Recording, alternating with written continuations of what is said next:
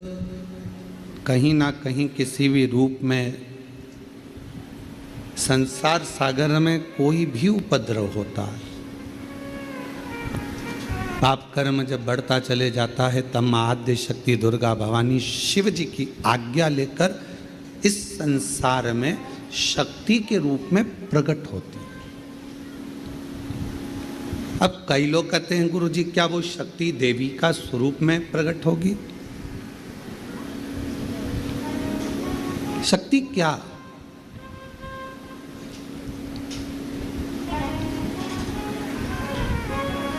जिस काम को सबने मना कर दिया कि ये तेरे बस का नहीं, तो इसको नहीं कर सकता। ये एक दिवसीय जो जजमान बनने का जो नियम हमने कुबेरेश्वर धाम पर जब भी ऑनलाइन कथा हो तो हमने क्यों बनाया?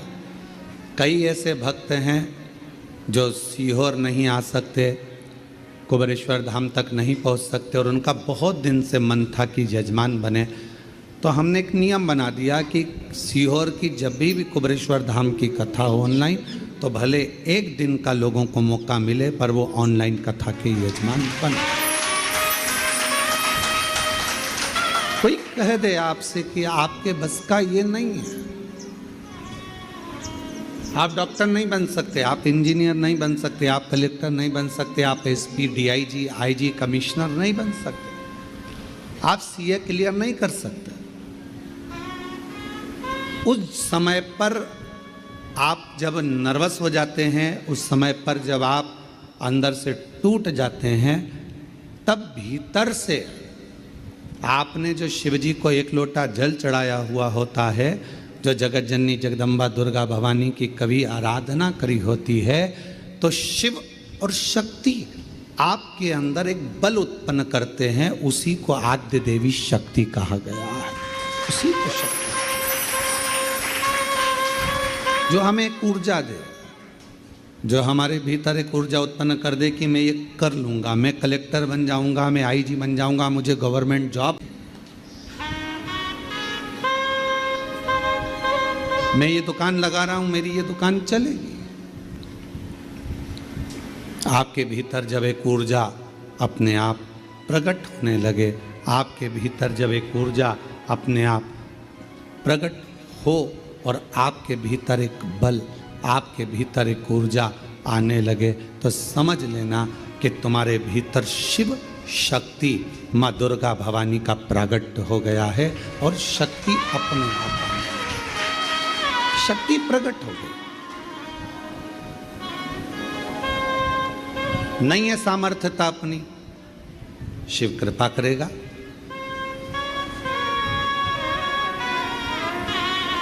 परसों की कथा में एक बात कही थी आपको, शिव महापुराण की कथा, शंकर भगवान को एक लोटा जल चढ़ाने वाला अगर उसके पास कुछ भी नहीं है और यदि वो शिव को जल चढ़ा रहा है तो शंकर भगवान उसको कहीं ना कहीं से धन की व्यवस्था करेंगे पर उसका काम सफल होगा, उसको उस काम में सफलता मिलेगी। थोड़ा समय लग सकता है, थोड़ा प्रयास आप करेंगे, मेहनत करेंगे, संघर्ष करेंगे तो आपको फल मिलेगा। जैसे गाय अपने बछड़े को जन्म देती है,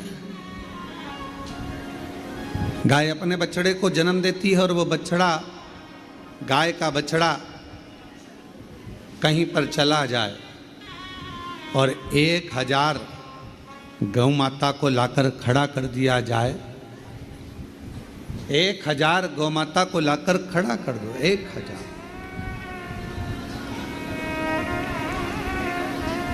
अब हम आपसे पूछें, जरा उत्तर दीजिएगा, यदि 1000 गौ माता को लाकर खड़ा कर दिया जाए और बछड़े को बताया जाए कि इसमें गौ माता तेरी माँ कौन सी है, तुम्हारी मैया कौन सी है, तुम्हारी माता कौन सी है, तो बछड़ा पहचानेगा कि नहीं पहचानेगा? जम के तो बोलो। 1000 गाय में से 5000 गाय में से 100 गौ माता में से बछड़ा अपनी गौ माता को पहचान लेता है। उसी तरह जब हम देव अधिदेव महादेव को एक लोटा जल चढ़ाते हैं तो हमारे ऊपर जब दुख आता है तो उस दुख को समाप्त करने के लिए शिव और शक्ति हमें पहचान लेते हैं।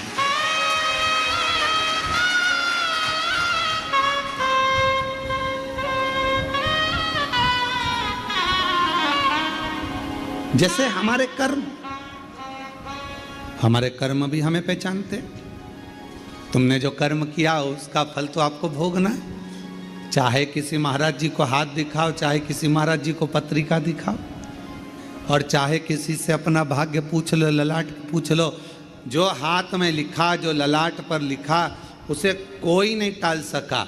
शंकर भगवान पर एक लोटा जल चढ़ाकर वो तुम्हारा दुख थोड़ा कम हो जाएगा, और जो दुख आया है वो महसूस नहीं होगा। पर इतना याद रखना कि मेरा भोला बाबा एक ना एक दिन जल चढ़ाने वाले के उस पाप कर्म को भी काटता हुआ नेक कर्म की ओर बढ़ाता चलेगा, अच्छे कर्म की ओर बढ़ाता चलेगा। इसलिए बार बार हम कहते हैं, बार बार हम वर्णन करते हैं कि मत बुरे कर्म कर बंदे वरना पछताएगा। भगवान की आँखों से तो बच नहीं पाएगा, तू बच नहीं पाएगा। अरे ज्ञानी मत कर नादानी, अरे ओ अज्ञानी मत कर नादानी।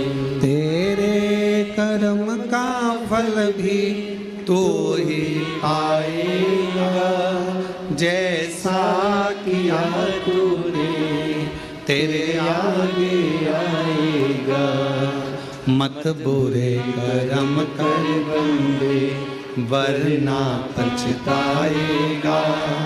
भगवान की आँखों से तू बच नहीं पाएगा, तू बच नहीं पाएगा। अरे ओ अज्ञानी मत कर नादानी, अरे ओ अज्ञानी मत कर नादानी। अपने कर्म जैसे अपने को ढूंढ लेते।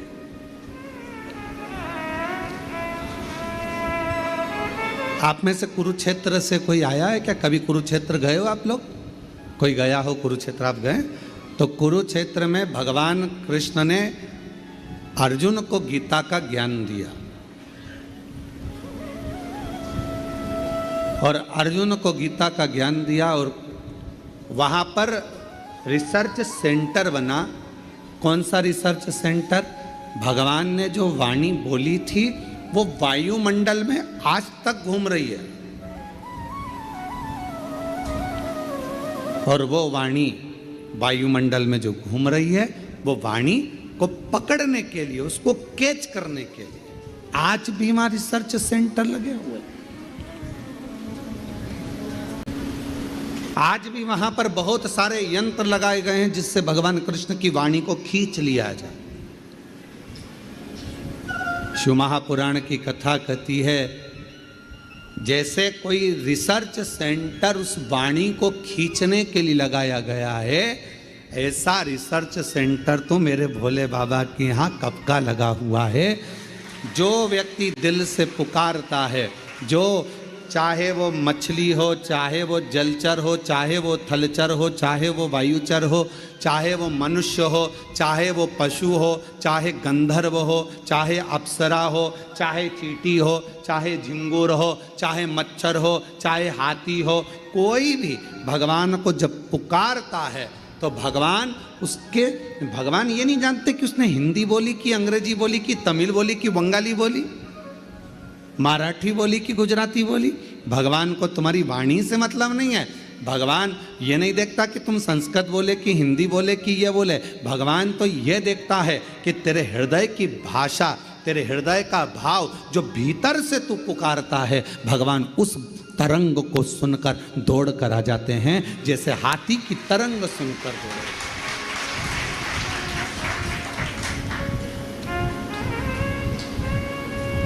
हाथी की तरंग सुनकर हाथी ने पुकारा और भगवान दौड़कर आ गए।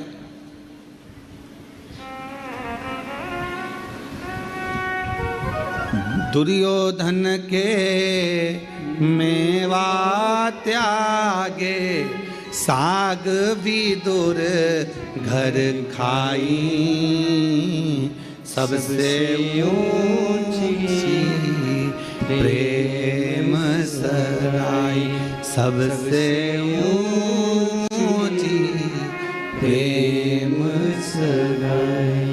प्रेम वश भगवान दौड़ते हैं, प्रेम के वश, बाकी का कोई वश भगवान को नहीं कर सकता।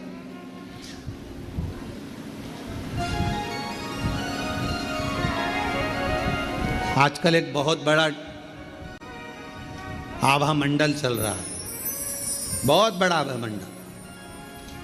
यज्ञ में 25 तोला सोना डालो, कोई कहे चांदी के सिक्के डाले, कोई ने कहा हमने यज्ञ में ये डाला, कोई ने कहा हमने यज्ञ में वो डाला। देवी को प्रकट करने के लिए, देवता को प्रसन्न करने के लिए हमने ये डाला वो डाला। निर्मल मन सो मोही मोही छल छिद्र कपट ना भावा। आपने अपना निर्मल भाव नहीं दिया, निर्मल मन नहीं दिया, निर्मल सोच नहीं दी। मन शुद्ध रखिए, शिव मिलेगा, शक्ति मिलेगी।